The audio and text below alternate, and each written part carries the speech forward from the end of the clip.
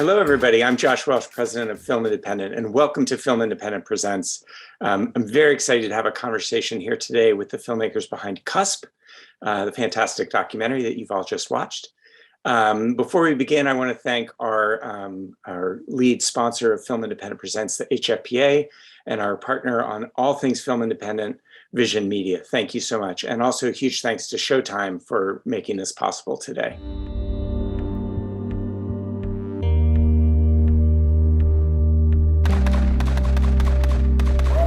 We're all confused because there is no normal.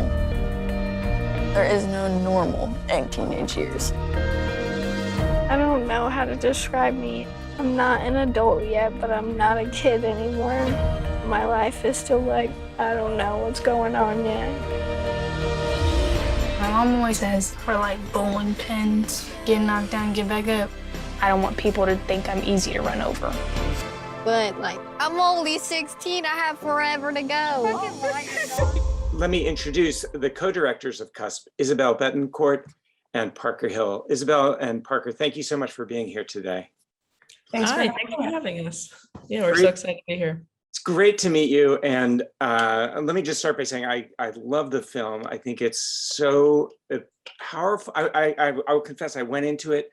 I'd heard about the film, but I deliberately didn't read about it. So I went in like with just not knowing what to expect. And I thought it was so powerful and moving and surprising and also visually really beautiful the way it's made. So I'd love to, there's a lot of questions I have for you both about the content and the subject matter of the film, but also your approach to filming and kind of the aesthetics of the project. But maybe to kick things off, could you, I understand you were on a road trip around the US and sort of stumbled onto your subjects.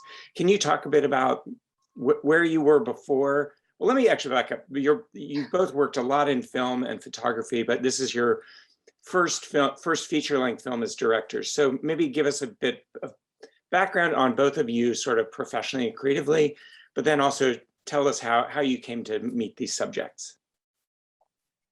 Yeah, is you got it. Oh, sure. Yeah, so I studied cinematography at NYU and came up kind of through that visual path. I started photography at a young age, and I got really drawn to kind of observational films and kind of the humor in observation and seeing people, in their natural environments and what we can learn about people through observation. And that kind of led into being interested in directing. And so after college, I was freelancing as a cinematographer for documentaries and narrative projects, and then, felt ready to tackle a project of my own. And then this kind of fell into our laps quite literally. So that's where I was coming at it from. Yeah, I went to NYU as well. That's where Izzy and I met. I spent most of my time in school, honestly, like writing and producing. It was really once I graduated that I fell in love with photography, and it really just changed my whole world. It changed the way I looked at things, changed who I was as a storyteller. I started really understanding how much of a story you can tell just from a frame, and how much of a world and details you can find. And coming from a much more scripted background, photography was kind of like my window into documentary and observing. And yeah, I mean, this whole road trip kind of came about in a pretty crazy way. My friend was producing a commercial and needed PAs to return an RV from Montana to Texas in 3 days. It was not a leisurely trip. Wow. And I reached out to Izzy. We both have a shared interest in kind of girlhood photography, photographers like Melissa Ann Pinney, Lauren Greenfield, Justine Kurland. And we were also both fascinated with the American West and this idea of American teenagers and girls.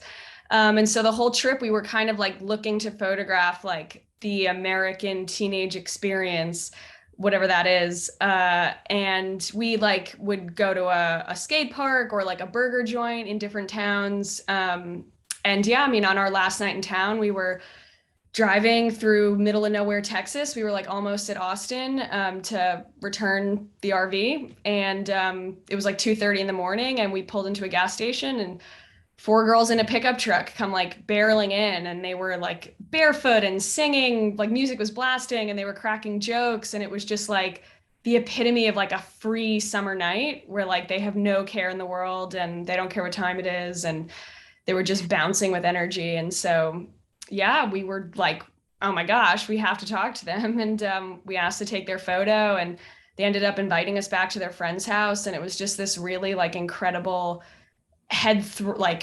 getting thrown headfirst into their world. And we were just so interested in their energy, their freedom. They're like, woohoo, like it's summer. They just were so carefree. And they had a lot to say about like their lives and who they were and what it was like to be them. And that's kind of how this whole thing started. Were you filming that first night, or were you just hanging out with them, kind of being with them? We were taking stills. We weren't like recording motion picture yet. Wow. So, and it was, you said it was 4 girls. So it was your 3 leads and then another one of their friends. Of the 4 girls literally at the gas station, Brittany was one of them. But when we got back to their friend's house that night, that's where we met Autumn and Alani. So it was like a whole friend group that we were kind of thrown into. Wow. Interesting.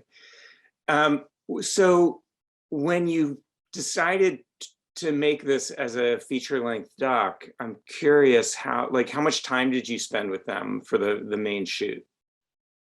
Yeah, well, so that first trip we went down trying to make a short film, I think we were so struck with kind of the balance between their teenage freedom and their youth and their exuberance, and then also their kind of wherewithal and their very adult way of talking about, their lives. And so we were like, oh, let's go make we're going to go down for 10 days. We're going to shoot a short film that's like entirely observational. And we came back and sort of in watching that footage, started to see that there was a lot more going on. There was a lot more going on with the girls. We had a bunch of interesting scenes, but it didn't feel like it quite added up to anything yet. And so we decided to go back, but we're still very interested in the summertime attitude. So we wound up going back in March of that next year. So then we filmed on and off from March through August 2019.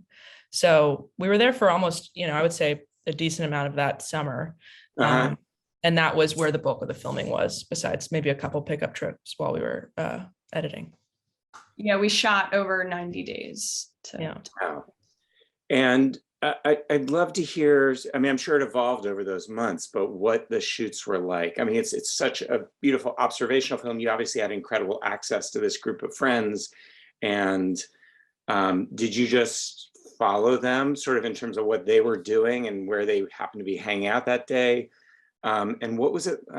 You can't even, the word set feels wrong here. It's an observational doc, but when you're there with the camera, with the girls, what were those sort of, it's obviously very intimate. You were up close and personal, not filming from a distance, but what was that like? How did you approach being with them with the cameras? Yeah, like the process of filming definitely evolved as it went.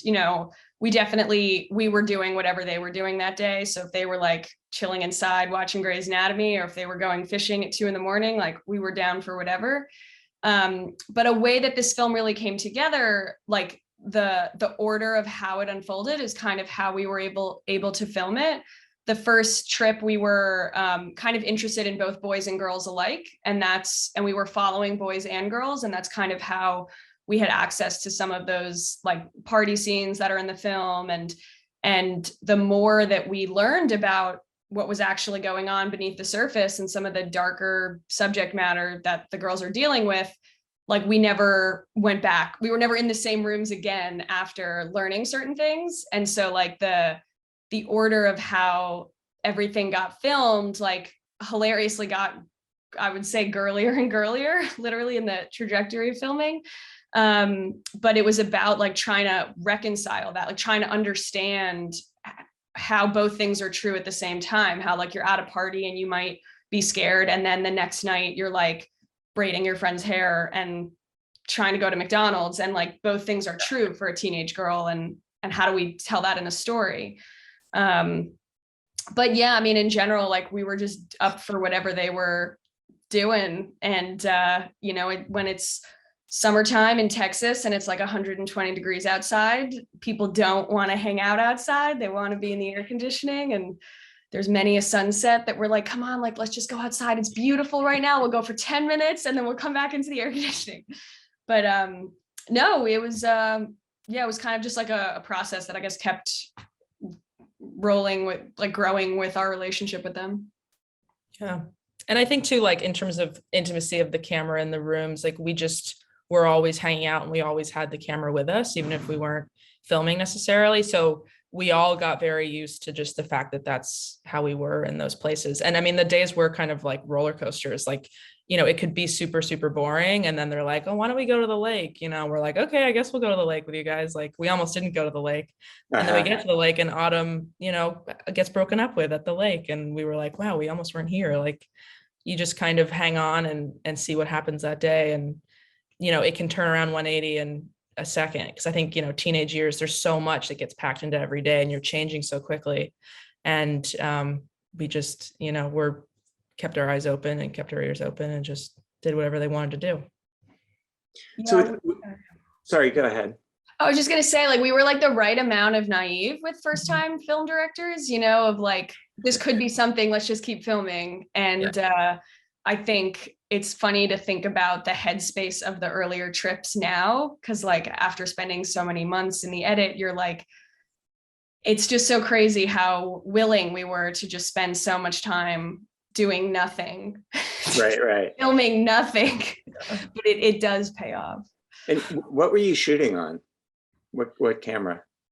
We shot on a C300 Mark II, and then we had standard speed prime lenses. So almost the whole movie was shot on a 32 millimeter prime, which I think really facilitates the kind of the feeling that you get of being there. It's a very like present, personal lens, and we didn't want to be like a fly on the wall and feel like we're really zoomed in, you know, spying on them. We really wanted to be within the scenes and really feel like you're a girl in the room that's hanging out. That definitely comes through. That's great. So with observational verite docs, there's always the question of the subject's awareness of the camera and the fact that they know they're being filmed. It's right. They're not just living their lives unobserved. They're being observed. And I'm curious, was there, over the course of your filming, did the girls' relationship to you guys and the camera change? Like, were there moments where it did feel performative, where they were performing for you, or were they just always kind of ignoring the camera? Like, how did that evolve or not evolve over the course of the shoot? I mean, there was, yeah. I was just gonna say, it's kind of crazy how very quickly they did not care. I mean, like on one of the trips, like the first couple days, they put on like full faces of makeup, and then they stopped like pretty quickly, and we're like, whatever, like you're gonna be here all the time. Like I'm not doing this every day. But yeah, it was like pretty quick that they were just relatively indifferent. I don't know. Yeah, I think because, you know, they met us as photographers and as like people who were capturing, it just became who we were. And like they started calling us, we had the nickname, it was called Film Crew. And so they would like call their friend and be like, Film Crew's in town, like we're gonna come through this party, like they're gonna come with. And they'd be like, okay, oh, Film Crew, you know, and then people would be like, oh, Film Crew, you're back. Like it was like kind of, we just became part of, you know, the friend group a little bit, and we were just known for the people who had cameras, and it felt very natural. And I think the way that we met them really fed into that relationship, because if we had come in and cast, you know, with an idea, who wants to be in our movie, I think it would have felt very different from like, oh, we met these two photographers in the middle of the night and then we went to a party and now, you know, now they're making a film. It's very, it was like a very organic growth. Yeah. Oh, I mean, it is really, to me, one of the most beautiful things of the film are just the scenes of just the way they are physically with each other. All the kids, you know, but they're just like hanging out and draping on each other and fighting and playing. Like there's just this like physicality that feels very relaxed and real. That's great to see. Parker, I think you mentioned sort of the darker themes that emerged in talking with the girls, and I wanted to talk about that. I mean, they talk about being raped, and the issue of like consent is not real. One of them says, they speak very frankly, like, why do we get in? Because the guys are powerful. They're more powerful than us. They they ignore what we say, and he's just, okay, I lost my virginity. It's like, I didn't want to, but this is how it happened. And they talk about it with such frankness, but I'm just like, I don't even know what my question here is, but did that, was that emerge, was that there from the beginning, or did that emerge when they got more comfortable? And also, I'm just curious for you as filmmakers, like what guidelines you had in place, because they're all underage and they're telling you about crimes, and they're telling you about like really serious shit that happened to them. And how do you navigate that? Did you have guidelines that, okay, as filmmakers, we're not going to intervene here, we're just filming, this is for the film? Or were there points where you were like, we need to address this, or I don't know, become not filmmakers responding to this? Yeah, I mean, on the intervention front, pretty much every anecdote we heard was in hindsight. So it was more us coming to us trying to understand the stories that we were hearing. As first-time directors, it was definitely more of capturing first and then making sense of it in the edit, and then in future conversations with them. But it was kind of like there from the beginning. I mean, from that first trip that we thought this was going to be a short, there were like a couple of, once we were back home in New York and watching the footage and like removed from the scene, there were a couple of pretty big scenes, one of which is in the film. It's like a scene at a party where a group of kids are talking about something that happened to a girl, and a guy's like, oh, well, they were both intoxicated, and it's not rape if they're both intoxicated. Right. And everyone was just so matter of fact about it. And that like conversation really was like one of the big reasons why we went back to just ask, like, what's up with that? And how come no one was like, it would just, everyone's energy in the room. I mean, the conversation changed really quickly after, but also like, it wasn't shocking for that to be a subject, like a topic at a party. And then they moved on really quickly. And in asking about it, and also just trying to understand how everyone's attitude was like that, the girls started opening up to us and kind of sharing their experiences, and everyone was just very matter of fact, like almost cold about it. And it took us a while in post and in future conversations with them to understand that, like, to be so plain spoken about it is to have just such a knowledge of the experience, whether personally or with your friends. Like, it was so widespread. It was like a fact of growing up, like, yeah, this is what you deal with. And it's funny because in the moment, it brushes by really quickly in conversation. And then when you're separate, and because we were filming, and then you know, as filmmakers, you like watch an interview, you're like, wait, holy shit, like what?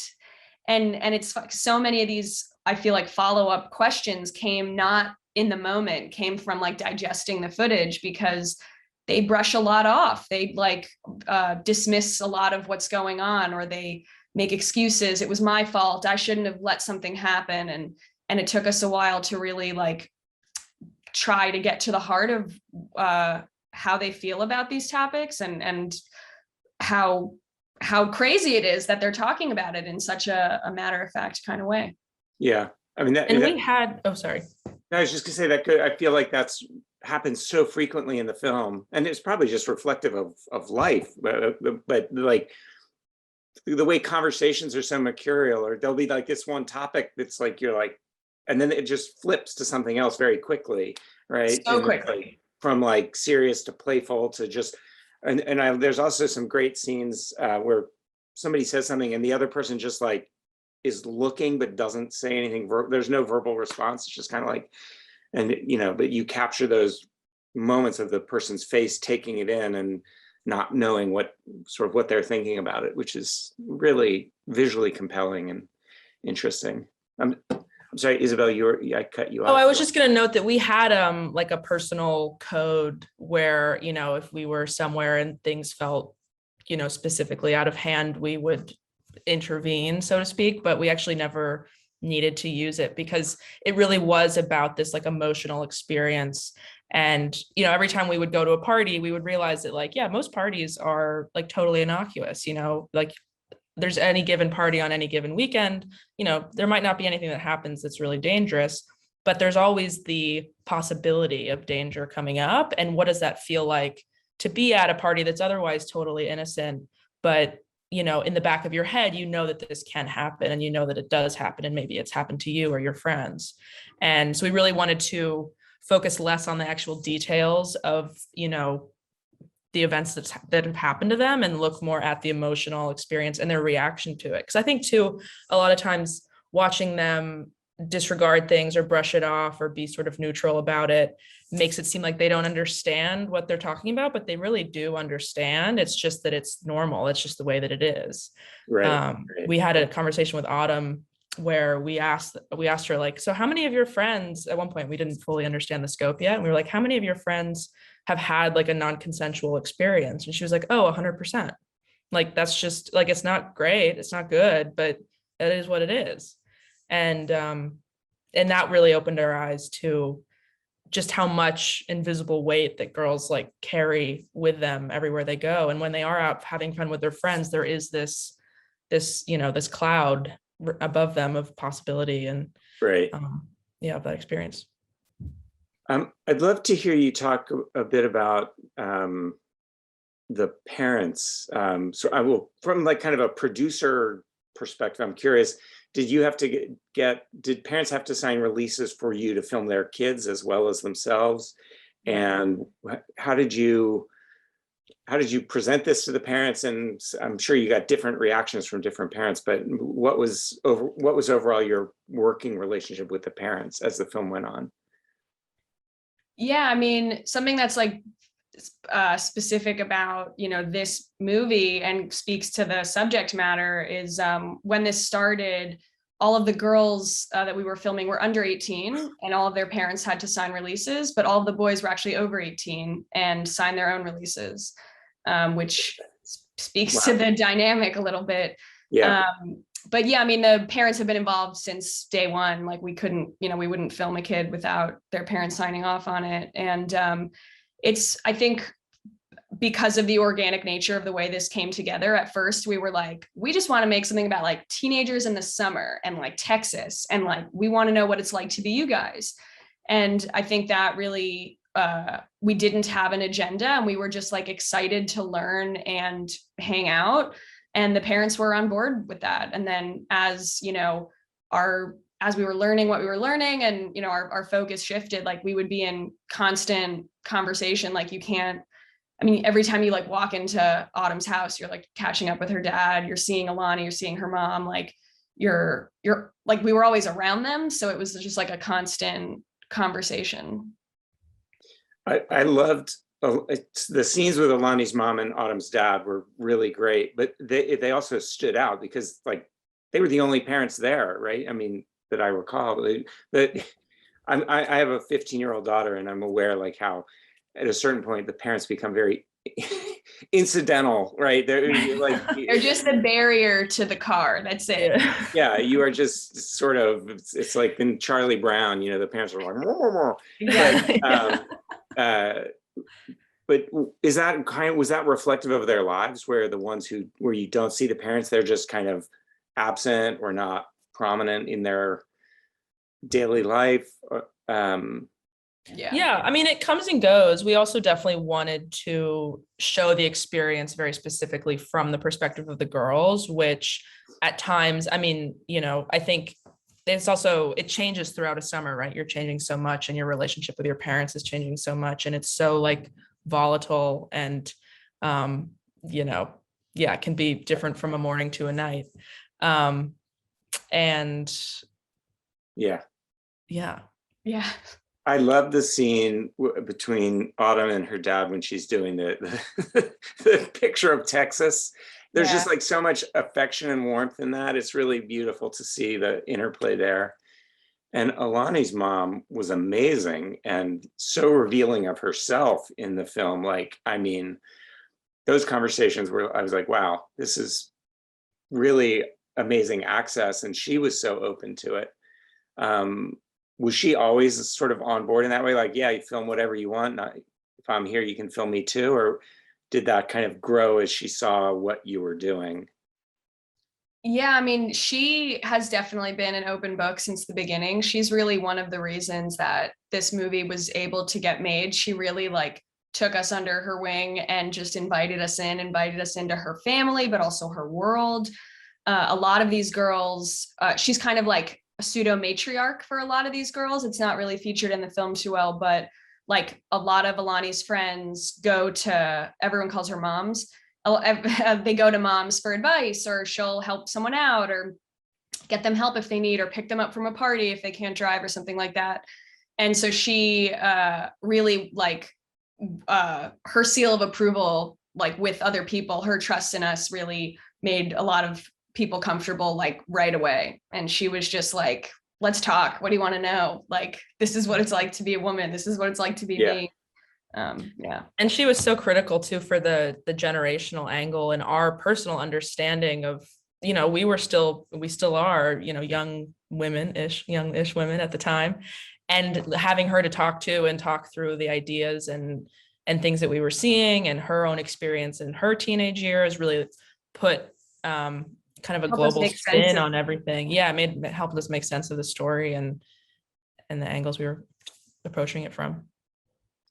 I wanted to ask a question about something that's not in the film, and I'm curious if it's not in the film because the girls just didn't talk about it, or if you chose to just focus the conversations on more personal material.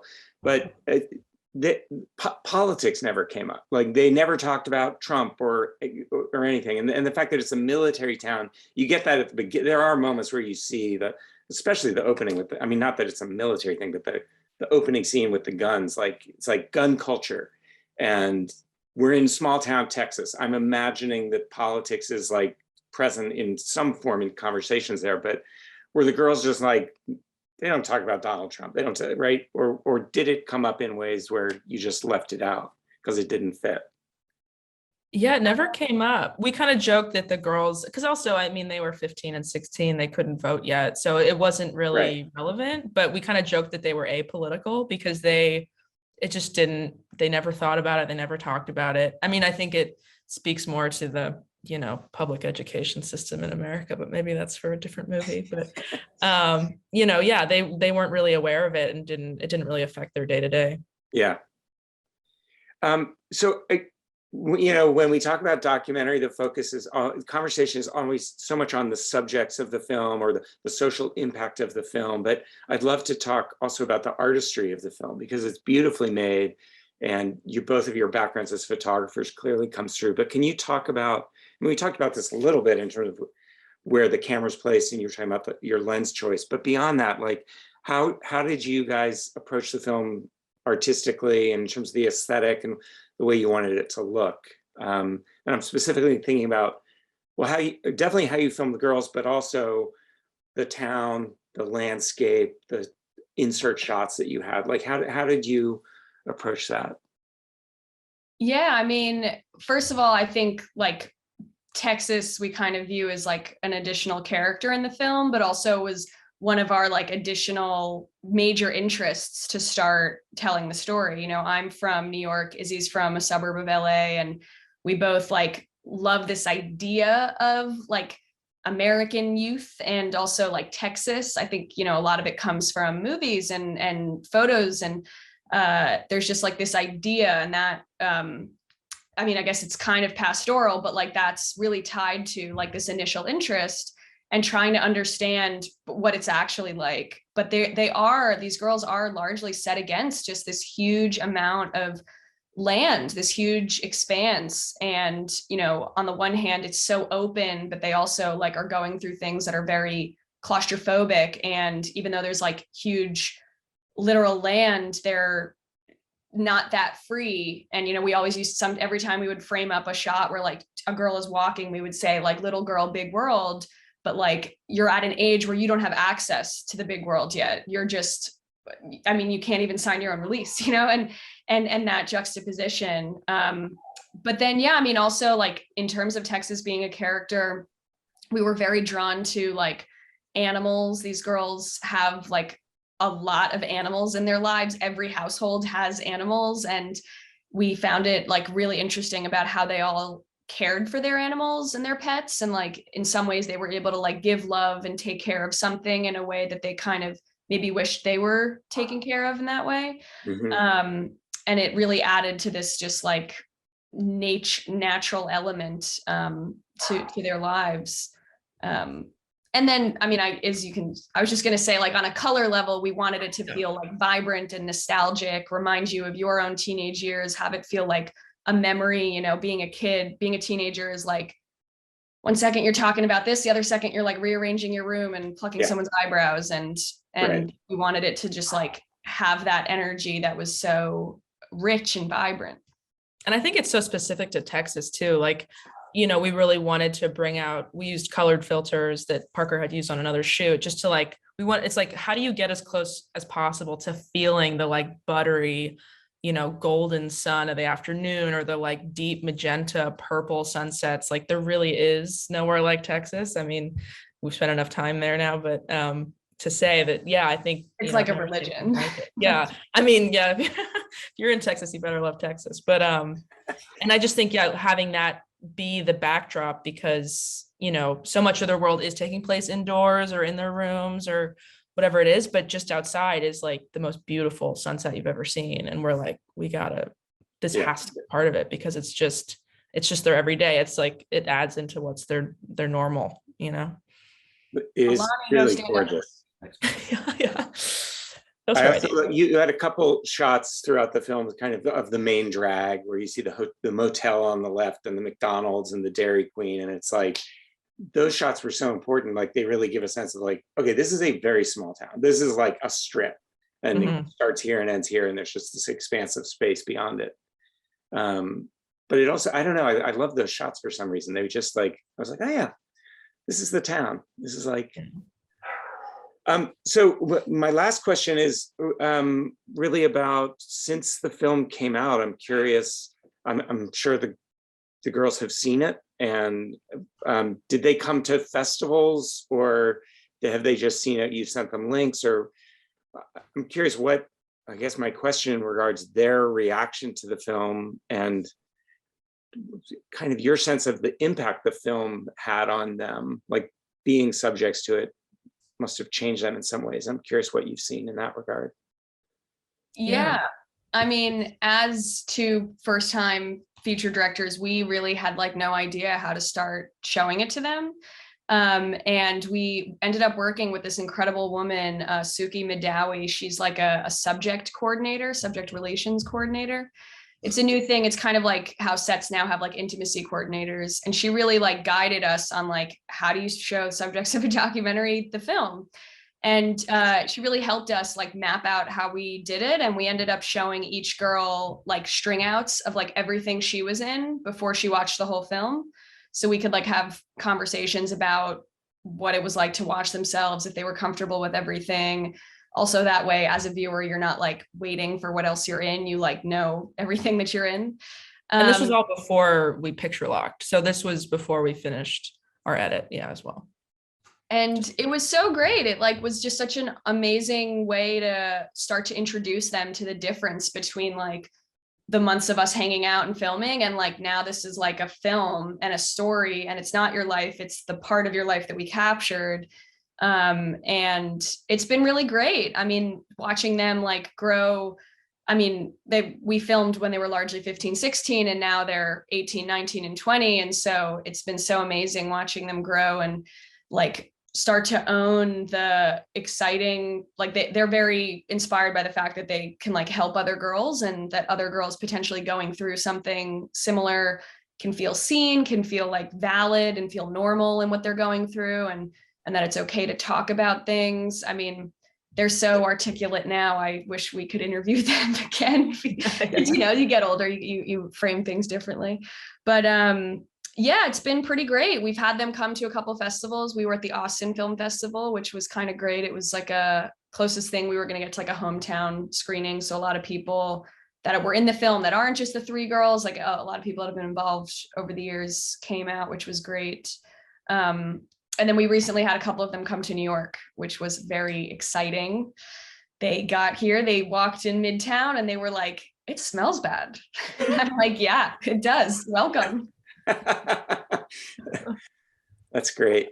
I said that was my last question, but actually I have another one, which is that you have amazing producers on this film. I mean, Chris and Eleanor Columbus, and I forget some of the others, but like big documentary producers. Is Jamie Wolf on it? Yeah. It's part of the 51 Fund, and then Wavelength also And- is one of our EPs. So at what point did you get those producers on? Like, was it where you had largely shot and you were heading into post, or how did that come about? Yeah. The funny way that this all happened was that it felt like the story was happening so quickly in front of us. And when we went back and started to find the story, we realized that we didn't have time to stop and have meetings and, fundraise and stuff. So we just went out of pocket to pay for production. We actually stayed in that motel that you see on that main drag. I would not recommend it. It's fine. Don't recommend it for some bugs that might get in your bed. But so yeah, it was brutal. But so we had really largely filmed everything and begun to edit before anyone else joined the team.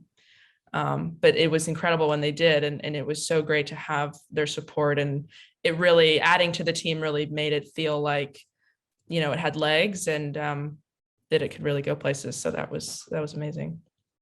And when did Showtime get involved? Did you sell out of a festival, or were they on board before? Yeah, we premiered at Sundance and then sold to Showtime shortly after. And was this the 2020 Sundance? It's what 2021. 2021. So yeah, online pretty much. Yeah. Wow. So we did get to go to Dallas and see it at a satellite screening. They had some. I think they're doing it again this year, which is awesome. But they're doing some like pop-up screenings at independent theaters around the country, and that really kind of. We loved it because people got to see it that maybe wouldn't have been able to travel to Park City, and then we were able to bring the girls to a theater in Dallas to like do a mini celebration. But we're excited for festivals to be back. Yeah. Well, congratulations on the film. I really enjoyed talking to you about it. I hope everyone, if you're watching this conversation and you haven't seen the film, please go watch it on Showtime. And I don't know if I have to say I was fascinated by The Boys as well. I could imagine I have no idea if you're planning that or interested in it, but The Boys perspective, I'm like, what is going on here? Like, I mean, so many questions. Yeah, it could definitely be a whole other movie. But yeah. Very easily, yes. Yeah. Well, thank you so much for taking time to talk with me. And again, congrats on the film. Thank Thanks you so much. Really Yeah, it was great. thanks for having us.